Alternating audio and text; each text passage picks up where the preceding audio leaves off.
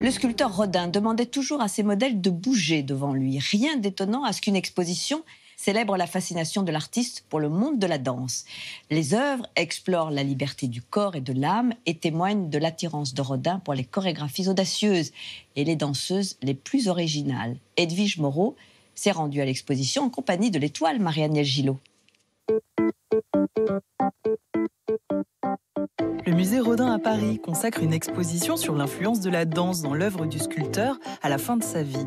Rodin s'intéresse au souffle libérateur de la danse qui agite le début du XXe siècle. Il découvre au fil des spectacles auxquels il assiste de nouvelles formes chorégraphiques. C'est un homme extrêmement célèbre, donc il a une vie mondaine très développée. Et à peu près tous les danseurs et danseuses célèbres de l'époque, quand ils viennent à Paris, vont voir Auguste Rodin. Le travail qu'il réalise avec les danseuses qu'il rencontre lui permet de pousser un peu plus loin ses recherches sur le mouvement. Voilà, j'aime bien imiter les statues en fait. Parce qu'il y a une telle physicalité dans ce que fait Rodin que c'est vraiment c'est ce qu'on fait les danseurs en fait. Marie-Agnès Gillot, l'une des danseuses étoiles les moins académiques, et Christine Lancestremer, commissaire de l'exposition, nous accompagne à travers les œuvres de l'artiste, issue de sa fascination pour les danseuses avant-gardistes. J'aime bien celle-là avec le bras qui est dans l'autre sens, je trouve ça incroyable. Au début du XXe siècle, Rodin rencontre les danseuses américaines Isadora Duncan et Loie Fuller, qui, à l'opposé d'un art très codifié comme le ballet classique, travaillent sur la libération du corps. Loie Fuller est une danseuse très singulière et complètement unique dans son époque, au moment où elle invente quelque chose, parce que c'est une danseuse qui va faire disparaître son propre corps derrière son costume et derrière les mouvements de son costume. Alors Loie Fuller, c'est vraiment que des codes, hein. C'est vraiment à chaque fois pareil. Et là, en tournant, donc on a l'impression que c'est différent. Là, c'est la même chose de dos. Là, elle cambre. Et après, elle va faire un truc comme ça, qui fait faire comme ça à l'eau. Voilà. Voyez. Ça, c'est vraiment les grosses techniques de Loie Fuller. Rodin s'intéresse également aux danses traditionnelles et folkloriques et découvre avec émerveillement le ballet royal du Cambodge, qui se produit à Paris en 1906.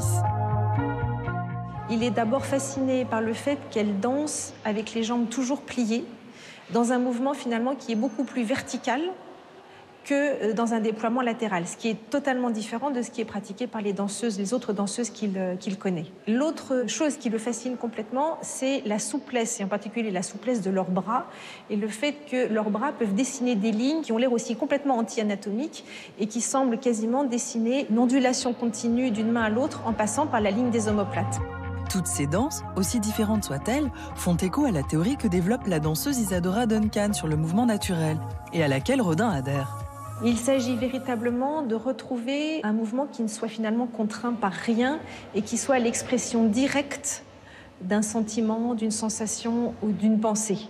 Il s'agit de raconter quelque chose avec le corps sans s'embarrasser des conventions, du costume, des chaussons. C'est pour ça que Isadora Duncan danse pieds nus, c'est aussi pour le contact direct avec le sol.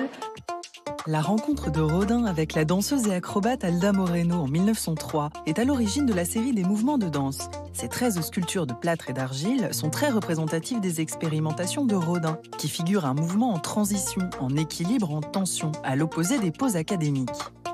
Ça permet à Rodin de poursuivre toutes ses recherches sur la déformation du corps, sur la souplesse.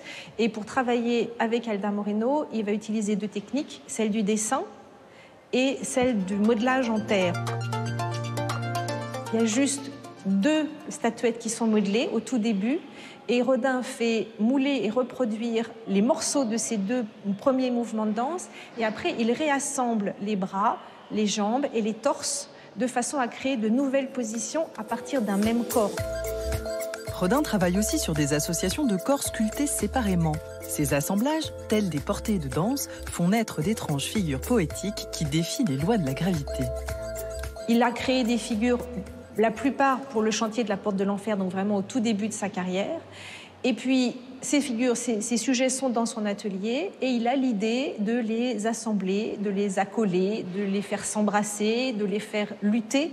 Et ça, c'est une pratique qu'il a pendant une grande partie de sa carrière. J'ai dansé toutes ces positions, moi. Ça, par exemple, vous voyez ça dans le sac, par exemple, de Pina? Quand toutes les filles sautent sur les garçons, là, c'est ça. C'est cette position-là.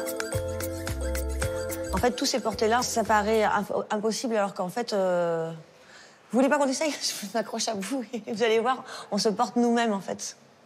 C'est des choses... C'est des jeux d'équilibre, exactement.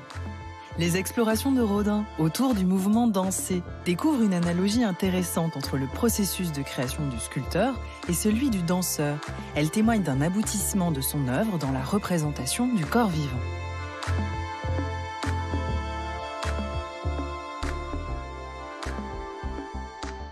Et l'exposition Rodin et la danse est bien sûr à voir au musée Rodin.